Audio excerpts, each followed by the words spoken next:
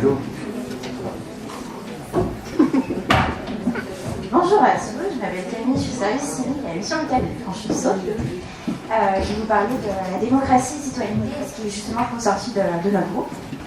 Donc, nous, ce qui ressort de notre groupe, c'était qu'on voudrait que le vote soit obligatoire, parce que tout le monde doit s'exprimer, donc ça va être obligatoire. On fait la considération des votes bureaux. On voudrait que le gouvernement enlève le Sénat, parce qu'on ne trouve pas spécialement d'utilité au Sénat. En tout cas, c'est ce qui est sorti. On voudrait sanctionner l'absence des ministres. Quand ils sont pas là, ils payent. On n'a pas envie de les payer à rien faire. Clairement, nous, quand on ne se lève pas, on n'est pas payé. Donc on ne voit pas pourquoi eux non plus, mais ils ne seraient pas payés. C'est normal, hein. Ah bah tous.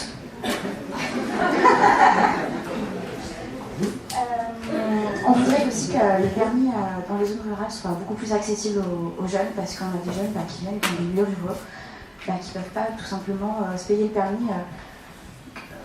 Dans des zones comme Lyon, que le permis coûte plus de 2000 balles, ok, mais les personnes qui sont dans les campagnes perdues au fond, ils ont besoin d'une voiture. Il n'y a pas forcément de transport. À Lyon, on est vachement bien desservi par les TCM, mais à Villefranche, passé 19h30, il n'y a plus rien. Hein. Ouais, mais il faut avoir le permis, il faut pouvoir le payer aussi. C'est pas donné à tout le monde. On a le code 30 balles. Le code, il a 30 euros. On voudrait aussi qu'il y ait plus de référendums. On voudrait que les politiques nous donnent plus le droit de s'exprimer tous autant qu'on est. Donc on voudrait au moins minimum avoir une fois par mois le droit de s'exprimer sur des questions, des choses comme ça.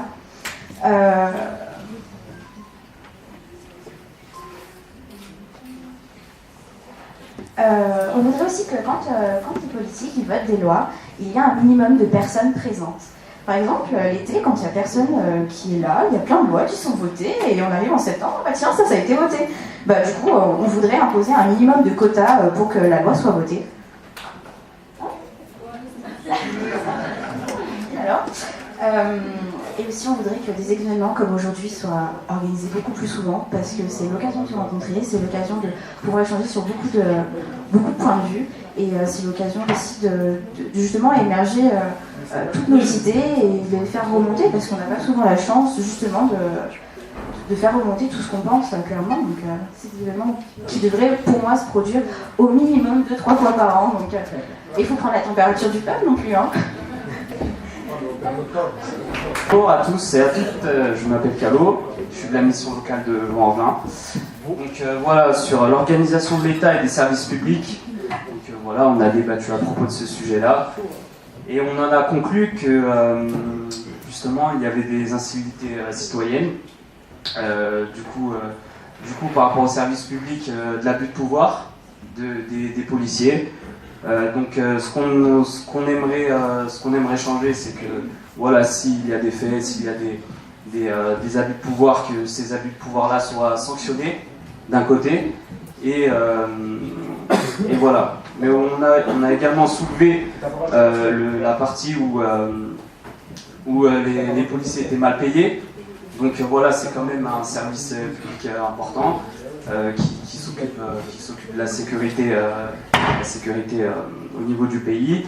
Donc voilà, on aimerait qu'ils soient mieux payés, mais justement que ça les incite à avoir un meilleur comportement. Donc voilà, il y a ça, solution, service à faire.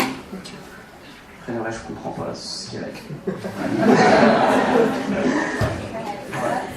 Voilà, service.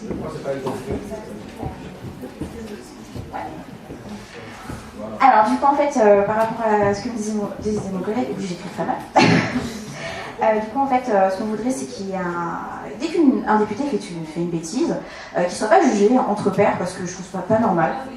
Il faut que ce soit des citoyens qui les jugent, parce que c'est des personnes qui les comme les autres.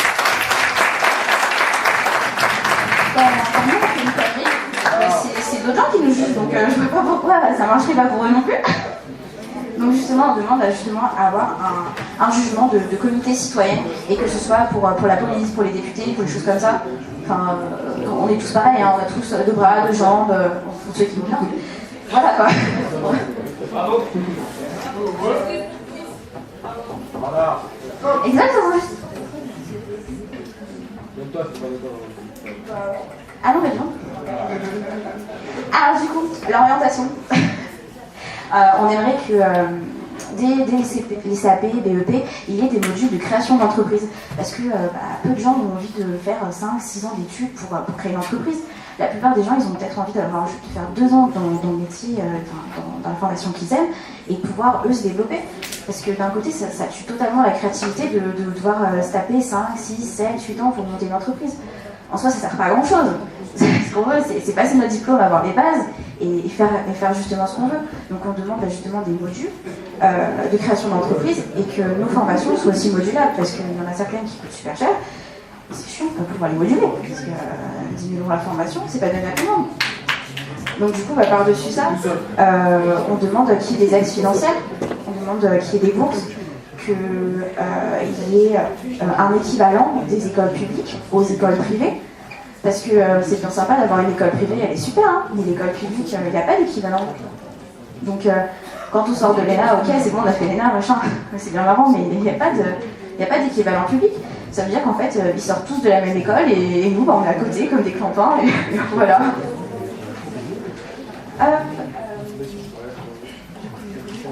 Donc ouais, en gros, on demande des aides à chaque formation, parce qu'on ne peut pas tous payer une formation à 10 000 € l'année.